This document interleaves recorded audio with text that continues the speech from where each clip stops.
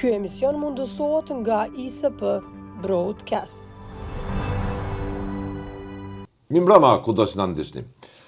Në njëhonën e lëmshit politik dhe krizës që po na troket, Kosova po e kujton 27 vjetorin e bombardimeve të NATO-s, nisin e bombave të para me 24 mars, sot jemi 25 mars dhe për 78 ditë kosovarët përjetuan gëzimin, por bashkë me të shpresën dhe pikëllimin, tragedinë nga mizoria shfrenuar e forcat Miloševićit që po bënte kërdi mbi shqiptarët, vetëm pse ishin shqiptarë, vetëm pse kishin këtë identitet në fakt.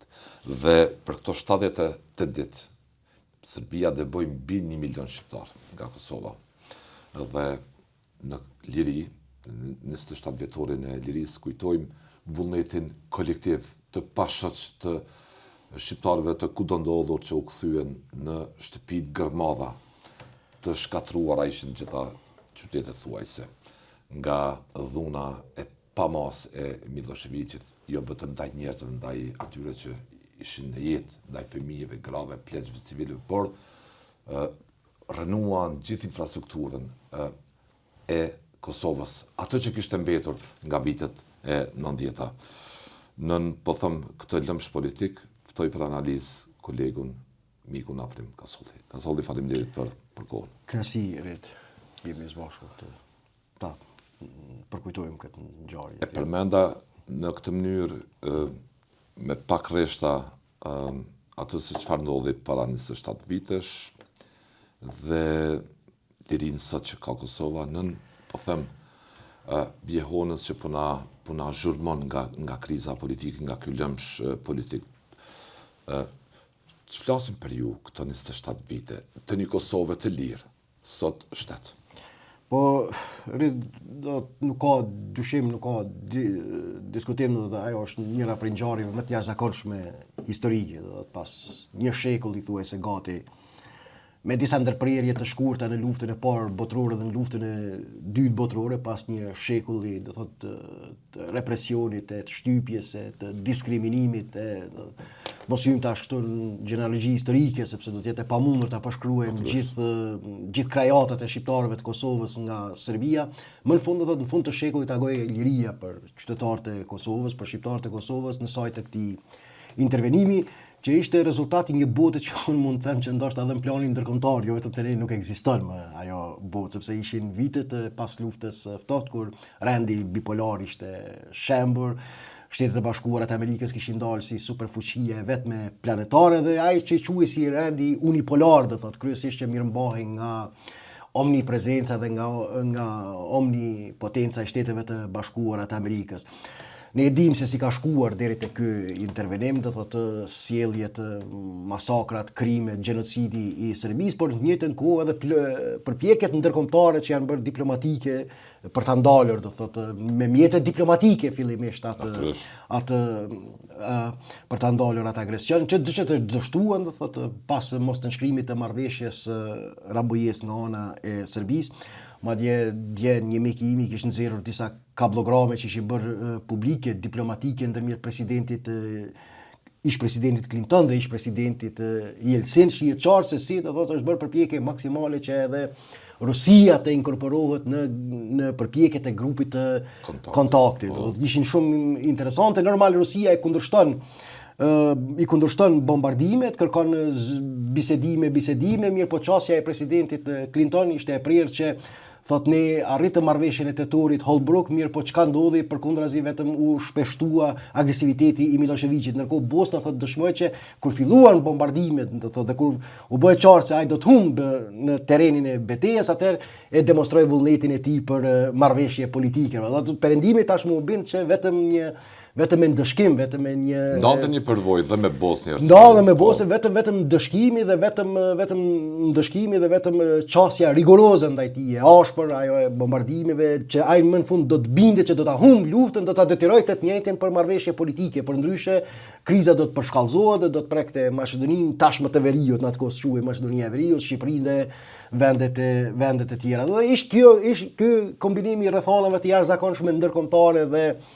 dhe vendore në një farë mënyrë e cila rezultojnë atë mrekulli për shqiptarët e Kosovës. Brezi ynë ka pasur fatin, gjeneratat e reja mbasi nuk e kanë këtë ndjeshmëri, ato mund ta lexojnë nga librat, po jo që e kanë memorin e tyre gjallë. Brezi ynë ka pasur fatin ti përjetoj të dy këto botra në një farë mënyrë, sa mallkimi. Si është përjetimi juaj personalisht ka solli? Po rrit është është kur sheh pamjet përsëri nga arkivi, duke u nis avionën nga Italia të bazat që ndodhen në Aviano, duke u nis për ta bombarduar Serbinë, duke u nisur raketat Tomahawk nga anijet që me thonë luftaraka të amerikane kështu.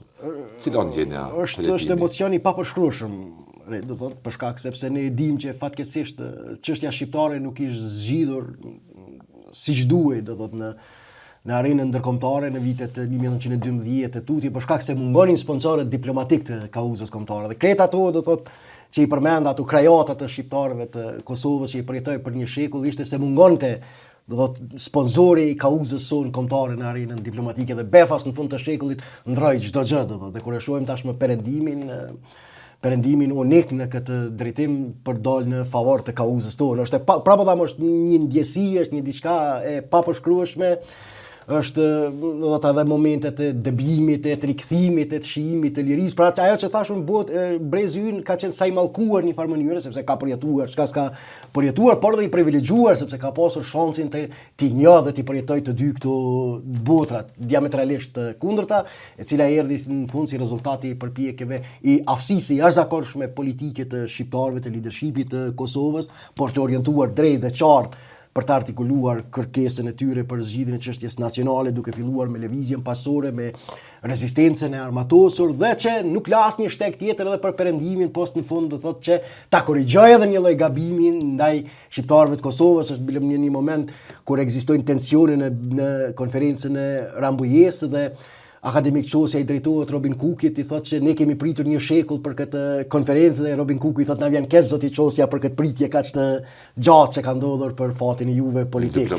Jashtëzakonshëm, i ndjer, po i ndjer. Pra këtu janë gjenerata yt i mirëmban në kujtesë. Dhe ajo që thamë Kosova dështoi, që kanë edhe vudën e lirisë. Po që Kosova që dështoi ta nderojë, ta përkujtoi siç duhet bombardimin e NATO-s. Dje u mjaftuan liderët politik vetëm me reagimin në rrjetet sociale. Rrjetet sociale mund ta bëjmë edhe unë dhe ti, të cilët nuk kemi pushtet politik. Ajo që është dashur nuk pat, ajo që është dashurit të ndodhje, është dashur një ceremoni jashtëzakonshme, të bëhen përpjekje maksimale. Nuk e di si ekzistojnë mundësitë, se si kryen këto në nivelin diplomatik këto aranzhmone, por paktën ata personalitetet që janë gjallë, të rëndësisë jashtëzakonshme botërore, dhe përfshijsh presidentin Clinton, ministrin e punëve të jashtme Joshka Fisher, do thotë, sepse mos harro janë të jashtëzakonshme kujtimet e tij, sfida që ka kaluar për që edhe Gjermania të bëhet pjesë e Vedrin ju kujtohet Vedrin. Dhe presidenti Chirac e tjerë, ata që janë gjallë, pra do të dashur të bëhet një përpjekje jashtëzakonshme që një pjesë e tyre djetë jenë në Kosovë, Tony Blair, që një pjesë e tyre djetë jenë në një ceremoni që nderohet në mënyrën më të mirë të mundshme, që të jetë si një rikonfirmim, do thotë, edhe si një lloj kundërpërgjigje ndaj narrative serbe, e cila edhe sot e kësaj dite, do thotë, intervenimin e NATO-s e quajnë si një skenim të mediave, të diplomacisë. Kjo i mungoi Kosovës. Po i mungoi, kjo i mungoi në rrjetet 24 mars. Po ndëgjore, liderët shtetëror janë për këtë punë, nuk janë për reagimin në rrjetet sociale për kësaj ngjarje. Në rrjetet sociale çdo kush mund ta bëjë. Çdo kush i cili ka një llogari në Facebook, vetëm se ndikimi i tyre tek fansit e tyre është më i madh se sa i imi apo i yti. Liderët shtetëror do duke përfshi presidentin Osmani, mjerisht në çfarë situate tash jemi, do ta dihet tensionet që kryeministrin Kurti, gjithë pa përjashtim, dhe kjo nuk bën brenda NATO-s, sepse dihet kur është 24 orë. Respekt të madh do duhet ta bënte Kosova për aleatët. Për aleatët ato figura që kanë bashkëndajnë vullin e lirisë me popullin e Kosovës, me rezistencën tonë, edhe të armatosur edhe atë. Me vullin e lirisë, dhe mos harrojmë, ne mund të ndëgjoj tash, ne mund të spekulojmë, mund ta marrim si ka qenë çështje e lehtë, mirë, po edhe për përfaqësuesit perëndimor nuk ka qenë i lehtë intervenimi. Është dashur fitoria e betejës së brendshme publike e para, më pastaj të gjendet justifikimi morale, politike, publik për bombardimin e një shteti sovran. Ashtu janë rregullat ndërkombëtare. S'kemi ç'bëjmë tash. tjerët i kanë vendosur ne duhet të adaptohemi me to. Do të tejkalimi, do të këtyre sfidave, nuk ka qenë i lehtë edhe për ata. Ne i dim tensionet që kanë ekzistuar në Gjermani. Angazhimi pokal ishte. Ne i dim tensionet që kanë ekzistuar në Gjermani për qeverinë në atë kohë që ka qenë në pushtet qeveria Gerhard Schröder. Tjetrën pastaj si përfundoi si bashkëpunëtori në Gazprom Ros, por po flas për tensionet e brendshme, për investimin që është bërë të mirëmbajtur uniteti i asaj qeverie, veçanërisht për shkak presioneve sepse Gjelbritit me josh kanë qenë kategorik kundër luftës. Dhe nëse i sjellin pamjet në kongresin jashtëzakonshëm ka Fischer, si goditet si nga në ball të arsyes pse do të sulmohet Serbia. Një subjekt politik i cili gjithë identitetin e tij e ka ndërtuar kundër luftës. Dhe tash, me të marrë pushtetin, ndër vendimet e para kapitale ndërkombëtare që duhet ta marrë është fillimi i një lufte. Nuk kanë qenë betejë. Situata të lehta as pak. Nuk kanë qenë situata të lehta. Do thotë këtë drejtim britanesë dhe amerikanë, mbas e kanë pasur më lehta zotërojnë mirë po vendet aleate, do thotë vendet tjera, do thotë të aleancës veriatlantike dhe ka edhe interpretime dhe spekulime, që thuhet që njëri prej kalkulimeve të Miloševićit ka qenë ky, që fillimi i bombardimeve do t'i trondit disa prej qeverive në Evropën perëndimore. Do të kollapsoj qeveria në Gjermani, NATO-ja atëherë do të detyrohet të tërhiqet dhe do të mund ta fitojë betejën. Arsyeja do të thotë pse ai ka kalkuluar strategjikisht që mund të rikthehet në favor të vetit situata ka qenë kryesisht shpresa në Gjermani, që nuk do ta pranojë opinioni publik gjerman këtë bombardim që partia e gjelbrëve në asnjë shans nuk do të pajtohet, do të kollapsojë. Që të jemi të qartë, Kasolli, edhe për memorien tonë historike, nga gjithë ato edhe kablograme edhe zhvillime publike, nga historiku, ishte Clinton dhe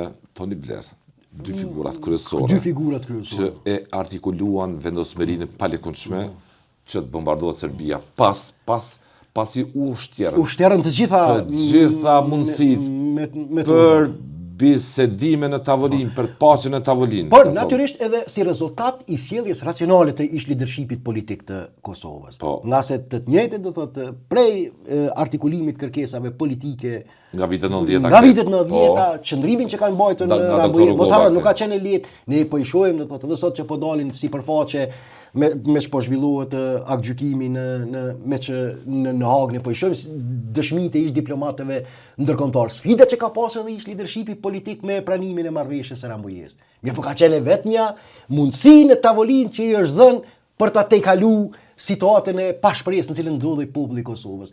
Refuzimi i saj do të ishte do thotë lidershipi i Kosovës ka një meritë jashtëzakonshme. Meritë jashtëzakonshme sepse lexoi patriotën të lexoj drejt. Drejt sepse refuzimi qëllimin e madh, po. Refuzimi i saj në emrin e kërkesave maksimaliste do të ndikonte në humbjen e mbështetjes perëndimore. Dhe atëherë ne nuk do ta kishim asnjërin fitore. Do të mirë po në atë kohë, si drejtuesit e ushtrisë ligjore të Kosovës, ashtu edhe ata të drejtuesit politik të lidhjes demokratike të Kosovës, u pajtuan që mbase në letër ja vlen bëhet ky kompromis politik në mënyrë që të fitohet mbështetja ndërkombëtare e që kur të rifitohet ajo mbështetje ndërkombëtare, më pastaj nuk do të ketë kthim mbrapa në rrugtimin e Kosovës drejt shtetëndërtimit. Kosova rrugtoi me perëndimin me shtetet perëndimore nga vitet 90-ta. Deri me sot vijon edhe me tutje. Mirëmbahet ky raport sepse fati ynë politik është ngushtë i lidhur me këtë platformë trajektore politikisht në dimension historik Kasolli. Por ju e përmendet cila do të ishte pesha e një pritje shtetërore, një manifestimi serioz shtetëror që do ta organizonte Republika e Kosovës për të ftuar krejt ata diplomat, ato figura të rëndësishme. Në këto rrethona, kur Kosova ka nevojë të çojë mesazhin se ndodhet në një dhomë bashkë me aleatët, në rrugtimin e saj për të vendosur pikën çdo dileme është apo s'është Kosova shtet marrëdhënie ndërkombëtare. Tash unë nuk po jap vetes luksin që të them që ka qenë plotësisht e mundur, sepse nuk i di në detaje se si do të organizoheshin. Mirë po. Flet për qëllimin. Për qëllimin, mirë po. Do ta kishte mesazhin që do ta jep. Po jam i bindur, tash këtu nuk mund ta konfirmoj, po jam i bindur që as nuk ka ekzistuar përpjekje nga klasa politike drejtuese shtetërore e Kosovës për organizimin e një eventi të tillë. Le të dalin, le të demantojnë, le të nxjerrin email-at, komunikimet që kanë pasur me stafin e afërt të këtyre personaliteteve që kanë bërë përpjekje maksimale për të organizuar një event të këtij. Unë jam i hapur, atë kërkoj falje nëse po e bëj këtë spekulim. Por jam i bindur që Ngjarja ka solli nuk ka ndodhur. Ngjarja nuk ka ndodhur. I referohemi asaj që ndodh dhe që nuk ndodh. Nuk ndodh. Do të tash. Kjo do të kishte kuptim të dy fesht, të jashtëzakonshëm. E para për shkak të situatës që po kalon Kosova me procesin në Hag, të rikthimit të gjitha atyre personaliteteve ndërkombëtare të jashtëzakonshme me kontributin e tyre për çlirimin e Kosovës. Kjo ishte dimensioni. Por dhe e dyta, po ashtu për t'ju kundërvu edhe në mënyrë më të organizuar narracionit serb, sepse prapë tham, mas 27 vite Serbia lobon me të madhe, do të bën përpjekje maksimale për ta diskredituar atë intervenim dhe për ta nxjerrur si inskenim të bashkësisë ndërkombëtare kundër Serbisë dhe jo që ka pasur ajo që kanë ekzistuar ato krime arsye për cilët siç e kanë quajtur humanitar. Madje njëjtë do të Vulini, personalitetet të rëndësishme, edhe masakrën e Reçakut e konsiderojnë inskenim mediatik perëndimor. Kjo është ky dimension, janë këto dy elemente që do ta bënin kuptim plot dhe të domosdoshme një event shtetëror të organizuar nga shteti i Kosovës me për as sa ka qenë mundur me disa prej personaliteteve të jashtëzakonshme diplomatike ndërkombëtare të kohës. Ne mundërit, unë prapë tham, ne duhet ta mbajmë në memorie, duhet ta kujtojmë gjithë, por tjetër është pesha jonë vetëm e mbrëmshme e kësaj ngjarje. Shteti duhet ta bëjë. Tjetër është kur eventet e këtilla marrin këtë dimension. Paramendon do të ishte, unë besoj do të ishte lajm ndërkombëtar, vizita e ish-presidentit Clinton, ish-kryeministrit Tony Blair, ish-ministrit punëve të jashtme Joshka Fischer e të tjerë do të thotë që kanë qenë të involvuar, do të ishte se si janë mbledhur për të nderuar një intervenim të domosdoshëm me cilën kaç vite pas, 27 vite pas, sepse edhe ata një ditë nuk do të jenë mesin e të gjallëve. Dhe këto po humbën disa shansa të jashtëzakonshme, ndonse simbolike, por të rëndësishme në aspektin diplomatik për shtetin e Kosovës. Periudhë qershori 99-s, si ishte? Unë thash... Ke copa rrëfimi, ke pjesë rrëfimi. Sepse ky emision është edhe për bashkëndahur për hetimin dhe personal, për te ati... Agimi për herë të parë i diellit të lirisë për Kosovën pas një shekulli. Ishte i jashtëzakonshëm tash, aty është e pamundur të përshkruhet ajo ndjeshmëri. Do kujtohen ato kafe, macchiatot kur ke pirë në Prizren, kudo që ke shkuar, aroma e lirisë. Aroma e lirisë do thotë është natyrisht do thotë edhe dhimbja, do thotë, sepse situata ishte tjetër, shumë njerëz kishin humbur të afërm, mirë po ky është do thotë çmimi që një popull u detyruar ta pagojë, do thotë për të ardhur tek ajo për cilën kishte luftuar për më shumë se një shekull. Kasolli, aktualisht në ndrit të kujtimit këtij përvjetorit të rëndësishëm të bombardimeve të NATO-s, të luftës që bëri UÇK, në ndrit të shënimit edhe të pikëllimit e tragjedisë kolektive, 400 masakra u bën në Kosovë, dëbuan tash milion njerëz. Sot Kosova politikisht, ku qëndron? Po unë thash vetë duke marrë rastisht shembullin e dështimit për të organizuar një ceremoni të tillë shtetërore. Vetë fakti që klasa politike dhe institucionet shtetërore nuk janë treguar të kujdesshëm në raport me një ngjarje të tillë, unë besoj që flet shumë për situatë ku është ka të ndisur skena politike, ku çdo gjë edhe menaxhimi shtetëror dhe historinë çdo gjë po e shndron vetëm në platformë të rrjeteve sociale dhe jo në detyrim të mirëfillt të shtetërore politike historik siç bëhet. Fakti pra do thotë që një ngjarje e tillë kalon vetëm në për Facebook të kryeministrit e të presidentes, të njëjtë të cilët nuk flasin, jam i bindur që as s'kan mas komunikime ndërmjet tyre, do të tregon mirëfilli gjendje ku është ka të ndisur klasa politike. Është e pafalshme që asnjëri prej personaliteteve të sipërcekula mos e ketë vizituar dje Kosovën. Kjo është pasqyra e mirëfillt se ku po degradojmë, ku po degenerojmë si sjellje politike. Ndërkohë tashmë që jemi kjo ngjarje prapë tham po rezervuam se ditëve të tjera do të flasim kështu në terma individual. Kosova në këto 27 vite ndërtoi institucione të lira, demokratike, mendimin e komunitetit ndërkombëtar ishin prezente Kombet e Bashkuara, me gjithë kritikat që mund të kemi ndaj Kombeve Bashkuara. Jo, ideja sot po rezervuam ato kishin krijuar infrastrukturë thelbësor për t'i mundësu Kosovës që të qëndroj frymëmarrjen demokratike. vetme edhe mendima tutje ndërkombëtare pasi Kosova u shpall shtet. Dhe këto zhvillimet e jo këtij viti, por edhe të vitit kaluar, mbas edhe të viteve paraprake, nganjëherë ndoshta na i errsojnë me arsye Distancën historike. edhe shikimin mbase objektiv se ç'ndodhi me Kosovën e djeshme ç'po ndodh sot e tjera.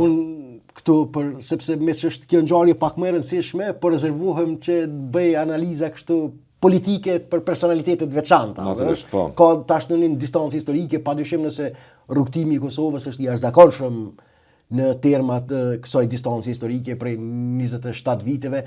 Ka dhe intervenime tjera që kanë ndodhur në vende tjera të botës, por nuk e kanë pasur këtë sukses si rasti i Kosovës. Kosova storie suksesi. Dim rastin e Libisë se si ka përfunduar vendet e tjera, do të thotë Iraki, Afganistani, nuk është, do të thotë se dallon natyra e intervenimit në Kosovë dallon prej këtyre intervenimeve, por e kam fjalën se si intervenimi në Kosovë është mbase sot në kuptimin e mirëfillt fjalës storia më e suksesshme ndërkombëtare. Komunitetit perëndimor. Mirë po, ne them me siguri të plotë, do të thotë kjo besoj që e përmbledh. Lutem. Gjithë. E them që nuk po them tash sepse nuk po mund ta gjej një shprehje, nuk du të them që ishte fat, sepse janë prodhuar shumë viktima, dhe mos të keq kuptuat, mirë po ishte fat, do të thotë që kjo ndodhi në atë kohë, sepse po të mos kishte ndodhur në rrethonat sotme nuk do të kishim as intervenim ndërkombëtar asgjë. Në këtë rend të ri. Në këtë rend të ri, si për shkak të sjelljeve tona të brendshme politike, ashtu edhe për shkak të raporteve të reja ndërkombëtare që dominojnë. Do të thotë ata faktorë, do të thotë që e mundsuan atë mrekulli në vitin 1999 sot nuk ekzistojnë si brenda sjelljes sonë politike, ashtu edhe në terrenin ndërkombëtar. Prandaj në këtë drejtim nderem dhe përkujtim të vazhdueshëm të përjetshëm për viktimat, por nuk mund të mohohet fakti që Kosova ishte me fat në këtë aspekt, që kjo ngjarje kishte ndodhur në vitin 1999 me një Rusi të dobësuar. Me një Rusi të dobësuar, me një përpjekje, do të thotë me një raport të mirë të Shteteve të Bashkuara me evropianët. Me evropianët dhe me një përpjekje po ashtu edhe Rusin për ta integruar për brenda sistemit ndërkombëtar. Rrethonat ishin krejt tjera. Po të ishte Kosova sot në situatën që e kishte në vitet 90-ta, me këtë rend të ri të tashëm, me dy arsye. Me rendin e aktual ndërkombëtar dhe me sjelljet tona të brendshme politike. Edhe me sjelljet tona. Domthonë sjelljet tona të brendshme politike do ta pamundsonin një intervenim të këtij ndërkombëtar, por po ashtu edhe koordinatat edhe rrethonat e jashtme ndërkombëtare nuk janë në favorshëm të asaj mrekullie historike dhe politike që ka ndodhur, që prapë i dha fund pas një shekulli prej vitit 1912, dhe është një përpjekje shekullore që Kosova më në fund dal nga zgjedhja serbe. Të falenderoj për këtë pjesë të kohës për analizën. Ka solli mbi këtë ngjarje tepër me pesh, shumë me pesh historike. Por që dështuam ta nderojmë si duhet. Faleminderit edhe një herë. Ishte kënaqësi. Lutem.